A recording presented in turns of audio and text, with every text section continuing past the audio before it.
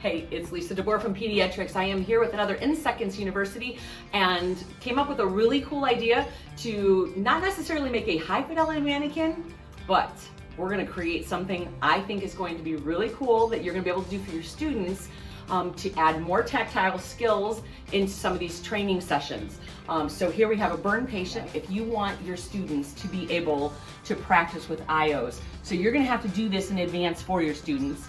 But I'm gonna put behind the leg of the patient, or the mannequin, I'm gonna put that back there, so I'm not gonna drill into my bed. I'm gonna put my needle on just like I actually want to be doing an IO. And I'm gonna drill straight into this board. I can feel I'm actually going into that chucks underneath it. I'm gonna disconnect.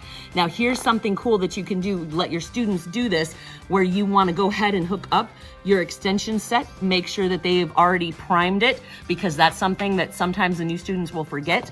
And then I'm gonna go ahead and I can hook up my fluids. But here's another thing before, if you want them to be able to practice all the way through and you wanna put on these stabilizers, you can even have them practice. So I'm gonna pull one, get that all the way off of there, pull one, pull two, and now I've got my stabilizer on my patient's leg. I'm gonna go ahead and hook up my fluids, and I'm gonna have them pull back because I wanna see if I'm gonna get marrow, and you can tell them in real life, sometimes we get nice pretty marrow, sometimes not, and I'm gonna go ahead and push these fluids. Now underneath, educators, I have chucks. So it's gonna be absorbing all of this water that I am actually using. So now I've gone ahead and given my flush.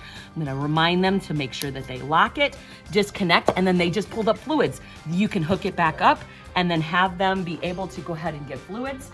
And this is another really cool way that you can use our In Seconds training to increase the things for your students. So we'll see you next time on another In Seconds University. Thanks.